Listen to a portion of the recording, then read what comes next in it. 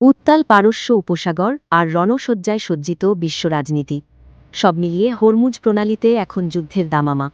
মার্কিন president Donald ট্রাম্পের তেলের ট্যাঙ্কার পাহারা দেয়ার ঘোষণার জবাবে এবার সরাসরি চ্যালেঞ্জ ছুড়ে দিয়েছে ইরানের শক্তিশালী বাহিনী। তেহরান কেবল এই ঘোষণাকে তুচ্ছজ্ঞানী করেনি, বরং মার্কিন রণতরীগুলোকে এক হাত দেখে নেয়ার জন্য তারা অধীর আগ্রহে অপেক্ষা করছে বলে সাফ জানিয়ে দিয়েছে। ঘটনার সূত্রপাত ট্রাম্পের সেই সোশ্যাল মিডিয়া পোস্ট থেকে, যেখানে তিনি ঘোষণা করেন যে বিশ্ববাজারে জ্বালানি সরবরাহ স্বাভাবিক রাখতে মার্কিন নৌবাহিনী এখন থেকে হরমুজ প্রণালীতে তেলের ট্যাঙ্কারগুলোকে পাহারা দিয়ে নিয়ে যাবে। ট্রাম্পের এই হুঙ্কারের পরপরই তেলের বাজারে আগুন লেগেছে। ব্র্যান্ড ক্রুড অয়েলের দাম প্রতি ব্যারেলে $93 ছাড়িয়ে গেছে।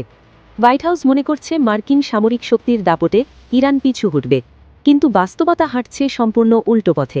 ইরানি গার্ডের মুখপাত্র আলী মোহাম্মদ নাইনি অত্যন্ত নাটকীয় ভঙ্গিতে মার্কিন পদক্ষেপকে স্বাগত জানিয়ে বলেছেন, তারা মার্কিন সেনাদের উপস্থিতির জন্য চাতক পাখির মতো অপেক্ষা করছেন।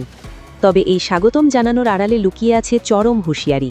নাইনি স্পষ্ট করে দিয়েছেন, মার্কিনিরা যদি মনে করে তারা নির্বিঘ্নে এই পথ দিয়ে যাতায়াত করবে, তবে তারা ভুল স্বর্গে বাস করছে।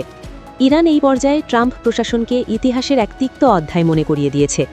1987 সালের সেই কুখ্যাত ব্রিজটান ট্যাঙ্কার দুর্ঘটনার কথা উল্লেখ করে আইআরজিসি বলেছে, মার্কিন পতাকাবাহী সেই সুপার ট্যাঙ্কারটি যেভাবে মাইনের আঘাতে বিধ্বস্ত হয়েছিল, বর্তমান মার্কিন নৌসেনাদের কপালেও তেমন কিছুই অপেক্ষা করছে। তেহরানের বার্তা পরিষ্কার, হরমুজ প্রণালীতে খবরদারি করতে এলে পস্তাতে হবে ওয়াশিংটনকে। এদিকে কেবল কথার লড়াইয়ে থেমে নেই ইরান, সমুদ্রের বুকেও তারা নিজেদের শক্তি প্রদর্শন শুরু করেছে। 7 মার্চ মাল্টার পতাকাবাহী প্রিমা নামক একটি তেল ও রাসায়নিক ট্যাঙ্কারের ওপর হামলার দায় স্বীকার করেছে ইরানি সেনাবাহিনী। আইআরজিসির দাবি, বারবার সতর্ক সংকেত দেয়া সত্ত্বেও জাহাজটি হরমুজ প্রণালী অতিক্রমের নিষেধাজ্ঞা অমান্য করেছিল, যার ফলে তারা এই কঠোর পদক্ষেপ নিতে বাধ্য হয়েছে। 28 ফেব্রুয়ারি থেকে শুরু হওয়া এই অলিখিত যুদ্ধে পরিস্থিতি এখন খাদের কিনারায় দাঁড়িয়ে।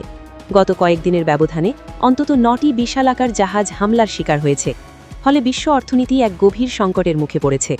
ট্রাম্প অবশ্য দাবি করছেন, তার নেয়া এই কঠোর অবস্থান এবং বীমা ব্যবস্থার কারণে পরিস্থিতির উন্নতি হবে, কিন্তু যুদ্ধের ময়দান ভিন্ন কথা বলছে। মার্কিন প্রেসিডেন্ট আশ্বাস দিয়েছেন, যুদ্ধ শেষ হলে তেলের দাম এক ধাক্কায় অনেকটা কমে যাবে, কিন্তু যুদ্ধের সমাপ্তি কোথায় তা নিয়ে খোদ পেন্টাগনই এখন দ্বিধার দ্বন্দ্বে।